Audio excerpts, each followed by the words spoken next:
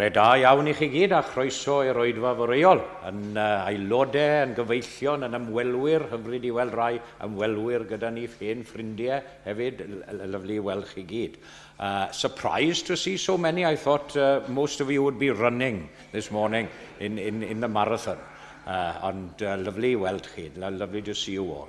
And we join together to sing our opening hymn, number 32.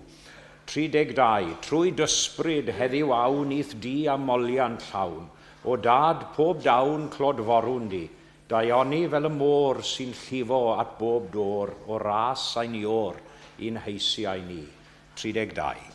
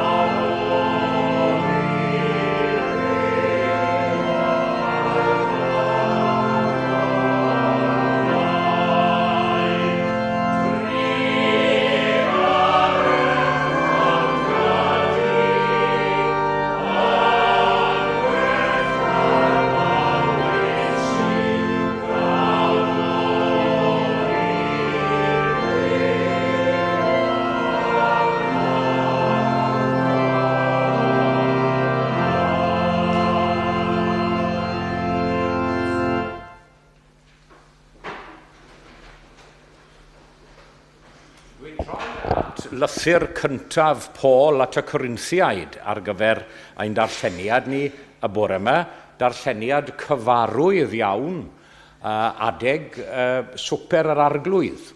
Now, the heat hasn't gone to my head when I choose this reading this morning, the first letter of Corinthians, chapter 11, the familiar words of the communion. It's not a communion service, but hopefully you'll see, because of the message, why I'm choosing this reading this morning. The Lord's Supper, so we're in the first letter of Paul to the Corinthians, chapter 11, and I'm beginning to read at verse 17.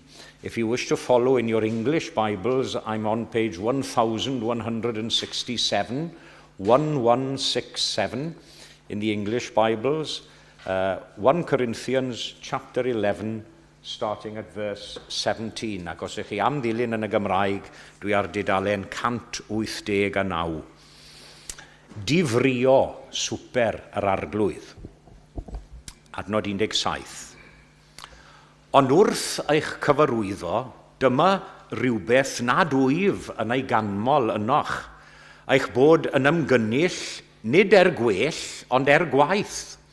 Yn gyntaf, pan fyddwch yn ymgynnull fel eglwys, yr wyf yn clywed bod ymramiadau yn eich plith, ac rwy'n credu bod peth gwir yn hyn. Oherwydd y mae pleidiau yn eich plith yn anghenraid, mwyn i'r rhai dilys yn eich misg ddod i'r golwg.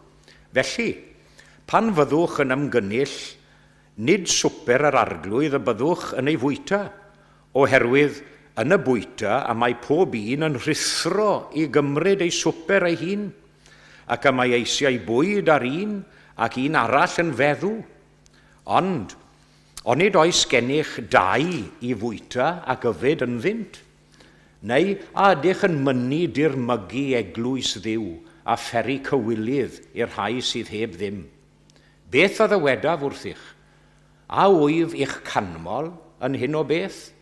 Nid wyf yn eich canmol. Oherwydd fe dderbyniais i oddi wrth yr arglwydd yr hyn hefyd y draddodais i chwi. I'r arglwydd Iesu yn os y brydychwyd ef gymryd bara. Ac wedi iddo ddiolch fe'i torodd a dweud, hwn yw fy nghorff sydd eich mwyn chwi. Gnewch hyn cof amdanaf. Yr un modd hefyd fe gymerodd y cwpan ar ôl swper gan ddweud, y cwpan hwn yw'r cyfamod newydd yn fy ngwaed i. Gnewch hyn bob tro ryfwch ef cof amdanaf. Oherwydd bob tro byddwch yn bwyta'r bara hwn ac yn yfed y cwpan hwn, yr ydych yn cyhoeddi marwolaeth yr arglwydd hyd nes y daw. Felly, pwy bynnag fydd yn bwyta'r bara neu'r yfed cwpan yr arglwydd yn anheilwng, bydd yn euog o drosedd yn erbyn corff a gwaed yr arglwydd. Bydde di bob un ei holi ei hunan, ac felly bwyta o'r bara ac yfed o'r cwpan. Oherwydd y mae'r sawl sydd yn bwyta ac yn yfed, os nad yw'n dirnad y corff yn bwyta ac yn yfed barn arno'i hun. Felly ychwanegau Duw i fendith at y darllen a'r gwrando a'r deall hefyd o'i air. A dyna'r geiriau fyddai'n aros gyda nhw am ychydig, gnewch hyn cof amdanaf. Do this in remembrance of me. Those are the words that I'll be concentrating on later in the service. Ond fe unwn ni i ganu ymhellach yr ail emyn, sef 167, 167, eto geiriau cyfarwydd Ieuan Glan Gairionydd. Ar fôr tymhestlog teithio rwyf i fyd sydd well i fyw, gan wenu ar ei stormydd oll. Mae hwnna'n rwyddach i ganu ac i ddweud nag i wneud, ond yw e, gan wenu ar ei stormydd oll, fy nhad sydd wrth y lliw. A dwi'n meddwl yn aml, dwi'n hoff o'r trydydd pennill, cael fy nhaflu o don i don nes ofni bron cael byw. Dihangol ydw i hyd yn hyn, fy nhad sydd wrth y lliw. 167.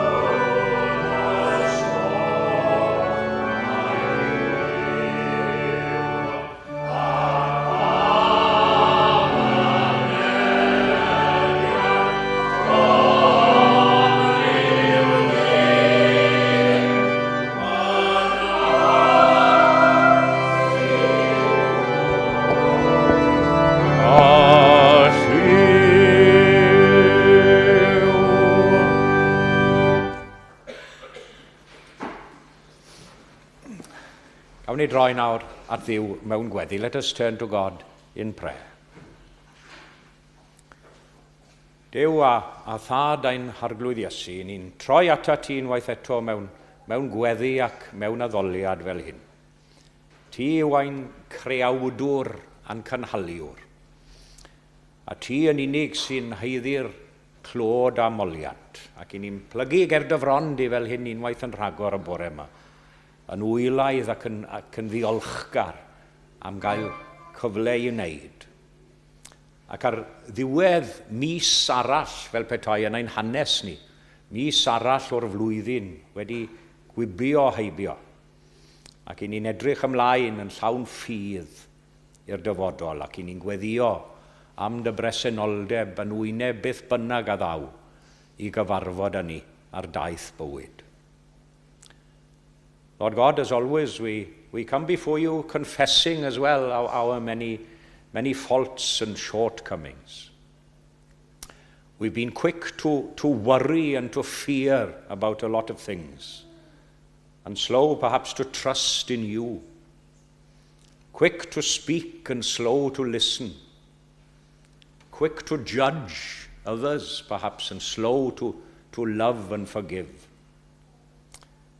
So we ask for your forgiveness now as we pray for you to cleanse and make us new through your grace and forgiveness, that we may live now as faithful witnesses to you and your love in the world. I ni newydd gannu'r emyn a sy'n sôn fy nhad sydd wrth y lliw. A bydded i ni gredu ac i ymddiried yn fwy yn y gwirionedd yna, dy fod wrth y lliw. Ac wrth i ni gofio nawr am y byd yn ei holl ddryswch a thrybini y bore yma. I ni'n cyflwyno fel ymhob oedfa y lleoedd a'r pobloedd hynny sy'n dioddef yn enbyd y bore yma, wrth i ni gyfarfod a wedi dod o gyfforddusrwydd ein cartrefi clud i gyd. Cofia deulu poen o Iesu, medda'r emyn. Ym mhob lois, golau'r groes arnynt fo'n tywynu. And then closer to home, as it were, we bring before you the needs of our own church family here at Eglwys Gymraeg, Canol, Llundain. You know, each and every one of us, our different needs, each burden, each unspoken concern. And we pray for those of us now who are facing illness, whether that be a sudden or long-term illness, asking for your comforting hand now to be near them. For those perhaps coping with grief or loneliness, anxiety, may your presence now be a source of deep comfort and assurance through this service this morning.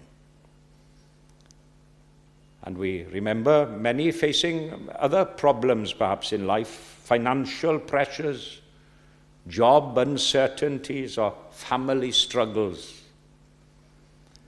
Cofleidia nhw nawr gyda'r gariad a'r bresenoldeb, a'r anogaeth i ddal ati yn wyneb holl stormydd bywyd fel i ni newydd gannu.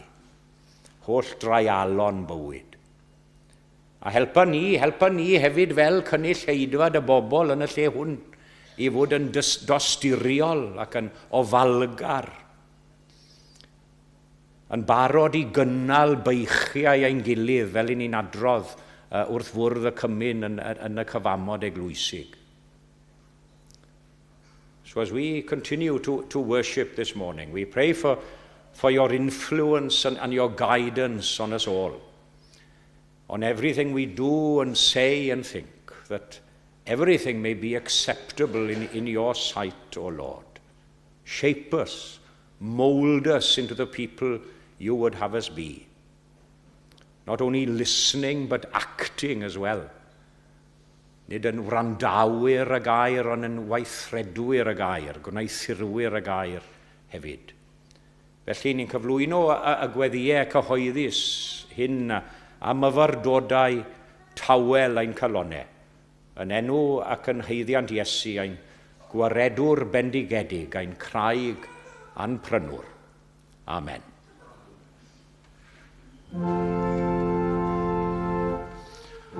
Ein tad ar hwnnw ton o nefoedd, sang taedd i'r enw.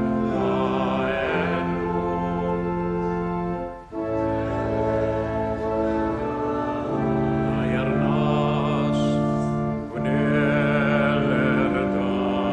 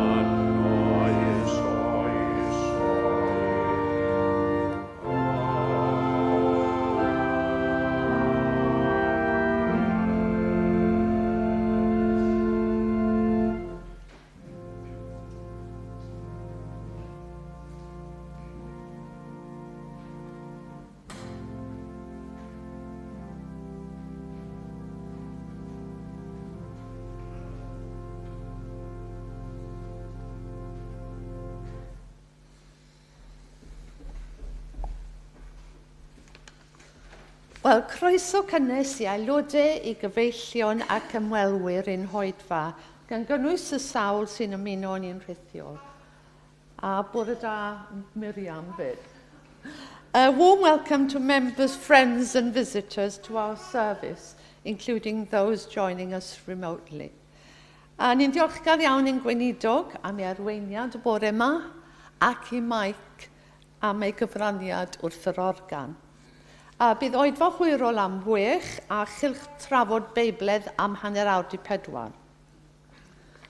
Di Sul nesaf, mae'r trydydd ein pregethwr gwadd yn oedfa'r bore a'r hwyr fydd Noah Evans Caerdydd, sef un o ieuenctid Eglwys y Tabernacl Caerdydd sy'n gweithio yn y Senedd. Mae e'n wyr i'r pachedig Dafydd Henry Edwards fi yma'n aml fel pregethwr gwadd yn y gorffennol. So next Sunday, the services will follow the usual pattern of 11 and 6, with our guest preacher being Noah Evans Cardiff. He works in the Senedd. He's taken part in services here in the past with the youngsters from Tabernacle, and we're looking forward to welcoming him. Bydd oedfa fer canol wythnos am hanner dydd, gyda the a chyfle am sgwrs i ddilyn. The next meeting of the Saturday Afternoon Society will be next Saturday, May the 2nd, with Richard Hopkin talking about Handel in London. Nawr, mewn bythefnos ar fair degfed a 11 bydd oedfa gymyn pryd y byddwn ni'n arbennig yn croesawu dysgwyr yr iaith Gymraeg atom, gan obeithio bydd rhai ohonyn nhw falle'n cymryd rhan hefyd. And in 2 weeks' time, that's May the 10th, there'll be a morning communion service when we will especially welcome learners of the Welsh language to join us. So if you do know any new Welsh speakers, please do extend the invitation to them. Bydd croeso cynnes iawn iddyn nhw ac wrth gwrs i bawb arall hefyd. Cofiwch ddod lawr am de a'r sgwrs ar ôl yr oedfa i'r neuadd. Do please join us for tea and fellowship in the hall below after the service. Ac yn awr fe ddawn nhw amgylch i dderbyn eich rhoddion. Diolch yn fawr.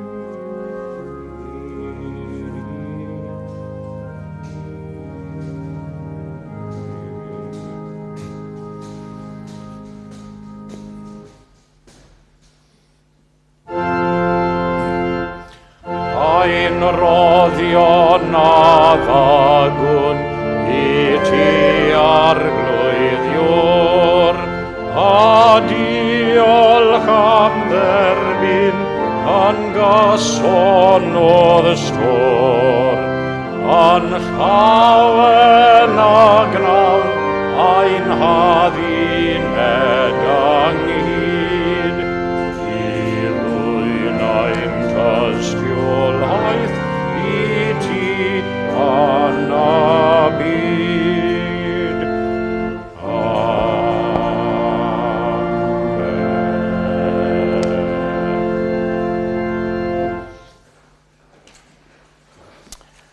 A apel arferol pan fydda i ffwrdd ar y sil, os newch chi ymdrech, please make an effort to come and support Noah next Sunday in either the morning or the evening service. He's a very good preacher.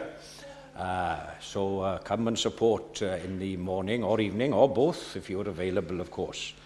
Felly, hwnna a gan beidio anghofio am y gymdeithas ar ddydd Sadwrn hefyd i gefnogi Richard yn y gymdeithas ar ddydd Sadwrn. Ond fe unwn ni, nawr i ganu y reminisau sef 371, 371. Chwilio'r holl fyd a'i fwyniant i gyd, nid ynddo mae'r balm am iach a, ond digon i miw ar Iesu a'i friw, fe'n gwared o'n penid am pla. 371.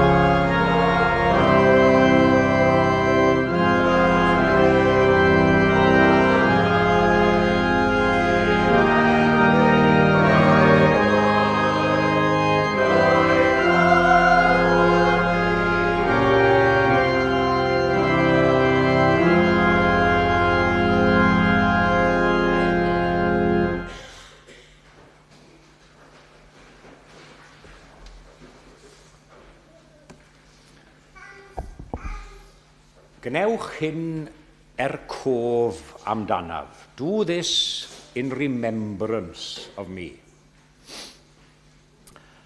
Mae'n rhyfeddol mewn ffordd bod Iesu yn dweud wrth ei ddilynwyr, wrth ei ddisgyblion ei hun, gnewch hyn cof amdanaf. Do this in remembrance of me. Because the words themselves, they suggest to me a troubling reality. Even those who love Jesus may forget him, forget about him. Not reject him, not deny him outright, but simply drift away, forget, losing perhaps the deepness of affection, the sense of devotion, the nearness of his presence. Because this command is not given to strangers, but to his disciples, to those who are nearest and dearest to him. Ac yn yr un modd mae'r geiriau mae'n cael ei cyfeirio ato chi ac ata fi. Gnewch hyn cof amdanaf. So let's consider this sobering truth this morning. We're all prone to forget about Christ. And if that is so, how does this forgetfulness show itself? How does it manifest itself in our daily lives? In what ways does it creep into our lives? Wel, yn gyntaf ac yn syml, gai awgrymu wrthoch chi bod modd i ni anghofio am Grist yng nghanol holl brysurdeb ein bywydau beunyddiol ni. We forget Christ in the busyness of life at times. One of the most common ways I say we forget Christ is not through rebellion against him, but through distraction from him. Life fills up, doesn't it? I don't need to tell you that. Our diaries and calendars are overflowing. Responsibilities multiply. And without even noticing it sometimes, the one who should matter most gets pushed to the margins. Achos dwi ddim yn credu bod yr un Gristion yn dihuno yn y bore ac yn dweud yn fwriadol, nawr ten, heddiw dwi am anghofio am Iesu Grist am ddiwrnod. Na, di am i ni ddim o gwbl. Dyw hwnna ddim yn digwydd, ond mae'n gallu digwydd yn raddol, yn dyw e? Forgetting about Christ, it happens gradually. A missed prayer here and there. Not saying a prayer at night or morning. Hurried Bible reading instead of sitting down and reading a passage. A day lived entirely in our own strength. And soon Christ isn't the center of our thinking, of our lives, but somewhere in the background and on the periphery, as we say. Mae modd i yrfaoedd a swyddi pobl i gymryd lle Duw a Iesu Grist yn ei bywydau nhw, hyd yn oed os yn nhw wedi bod yn Gristnogion. Now, don't misunderstand me for a moment. I'm not saying that your career and your work life should be ignored. No, not at all. Not by any means. But you know, as some jobs grow more demanding, it's possible for God and Jesus to be put on the back burner, as it were. Church life and religion takes a less important role in your lives. Ni'n dweud wrth yn hunan weithiau, ni, gawn ni un di sil bant o'r cwrdd, na i ffynnu ddim niwed o gwbl. Ond mae un di sil yn mynd yn ddau, a dau yn mynd yn dri, a walla cyn pen dim i chi di colli mis cyfan o'r cwrdd. I say you haven't actually abandoned Christ, but you've simply become too busy for him in your lives. And can't this be our story as well at times? We fill our lives with good things. I'm not saying they're bad things. You can fill your lives with good things. Work, family, even ministry. Dwi'n gweud na fel gweinidog. Alla I fod yn fysi mynd I bob pwyllgor dan hael. Mae pwyllgor grantiau, rhywbeth da ni wythnos nesaf, Zoom. A chi ma dwi'n meddwl weithiau, wel, le mae Iesu Grist a Duw wedi bod yn y cyfan oll? We remember deadlines, appointments, and obligations, but forget the one who has given us breath to come here this morning, who's made it possible and strength for us to come here this morning. Nid yw Christ yn cael ei ddyrchafu a'i ogoneddu wrth i ni gael ei wasgu mewn i ryw gornel sydd yn weddill o'n bywydau ni, ar ôl i ni lenwi yr holl fywyd gyda hyn llall ag arall. He calls us to remember him, not occasionally, not once a week on a Sunday, but continually, intentionally, and lovingly. Gnewch hyn cof amdanaf. Do this in remembrance of me. Felly, wedi ystyried y ffaith ein bod ni'n gallu anghofio am Grist yng nghanol holl brysurdeb ein bywydau ni. Yn ail, hoffwn awgrymu bod modd i ni anghofio amdano fe pan fo pethau mynd yn esmwyth ac yn gyfforddus mewn bywyd.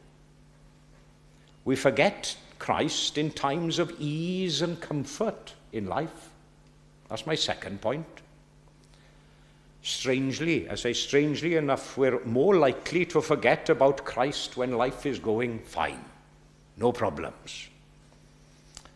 Yeah, we remember him when things are falling apart. In trouble, we cling to him. In comfort, we drift from him.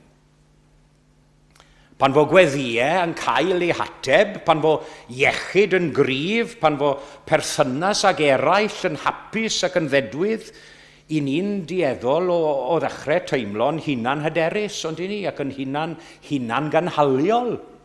Gallu copo yn hunan. We stop leaning on Christ because we think we can stand on our own 2 feet. Gratitude fades into assumption. And dependence gives way to independence. We become independent of him, not dependent on him. A mae hyn yn rhyw fath o berig tawel anamlwg, yn diwe. Ni'n diolch i Dduw am fendithion, ond mae'r union fendithion yna yn gallu cuddio gwyneb Duw a Iesu Grist. Ni'n mwynhau y roddion, ond i ni, ond yn anghofio am yr hoddwr. The Lord's Supper with these words, do this in remembrance of me. It cuts through this illusion in our lives. It reminds us that our greatest need really in life, it isn't financial stability and physical health, as important as those are. I know, don't get me wrong, as important as those are. But what is your basic need? Salvation, redemption, to be made one with God and Christ, purchased at the cost of Christ's body and blood in the communion. And that need, that basic need, hasn't changed throughout eternity, throughout the centuries, even when life is easy and comfortable. Ac yn andrydydd, sydd yn arwen mlaen mewn gwirionedd o fywyd esmwyth a chyffyrddus, ni'n anghofio Christ yn ein hunan ddibyniaeth. We forget Christ in the presence of our self-reliance and self-centeredness in life. That's my third and final point for you this morning.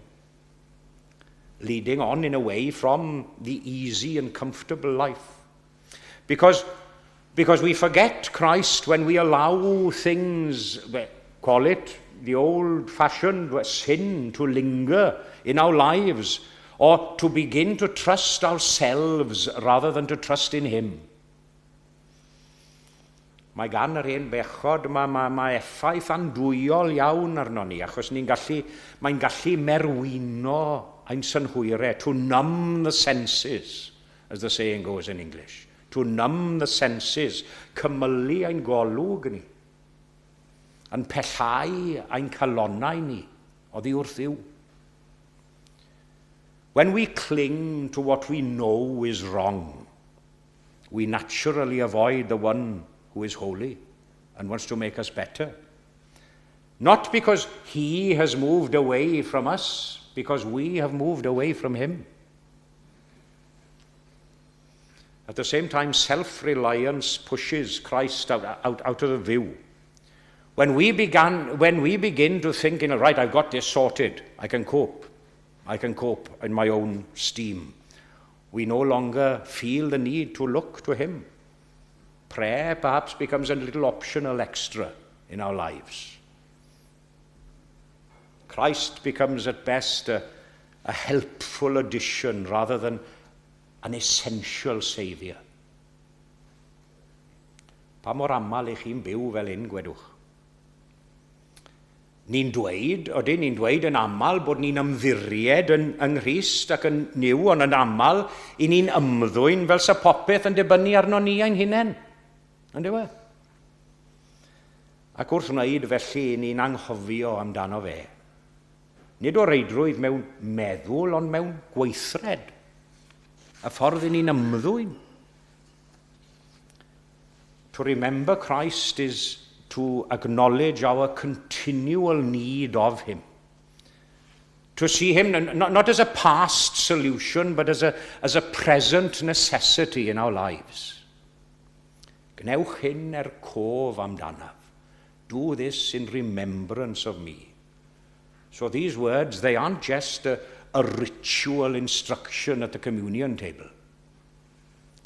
They are a loving call to keep Christ at the center of our lives.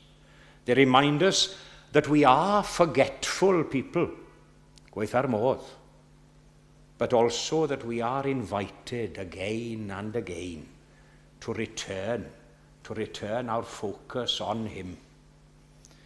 Felly, beth bynnag arall angofiwch chi mewn bywyd, ac os ych chi'n debyg I fi, chi'n angofio lot o bethau, pidwch angofio Christ, beth bynnag chi'n neud. Hold fast to him. Let everything else slip if it must. Let lesser things fall away, but don't let go of Christ. Ac wrth I gofio fe ffindiwch chi fywyd nerth a llawenydd sy'n para hyd dragwyddoldeb, fenaid glin wrth Grist mewn cynni. Pwy fel fe? Ffyddlon yw mob caledi. Pwy fel fe?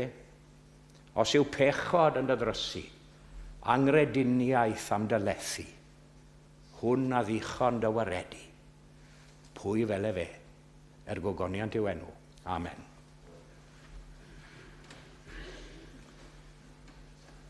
Ac fe ganwn ni, gyda'n gilydd, 246, 246, Duw tair nasa ar y ddeiar, o'r gorllewin pell i'r de, cymerfeddiant o'r ardaloedd pellaf, twyllaf I syne, hael cyfiawnder, llanw'r ddeiar fawr, a thras, 246.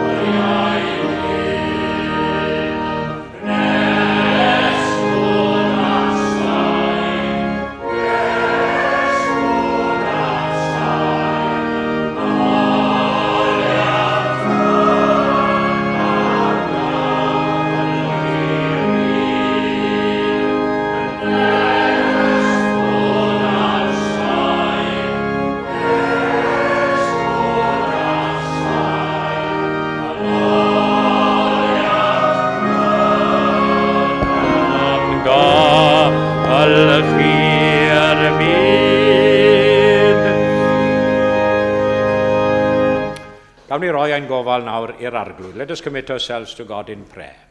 Ac yn awr bydde di ras ein harglwydd ni Iesu Grist, a chariad diw a chymdeithas yr ysbryd glân i aros gyda ni ac i weithio ynom ni a thrwom ni o'r awr hon hyd yn oes oesoedd. Amen.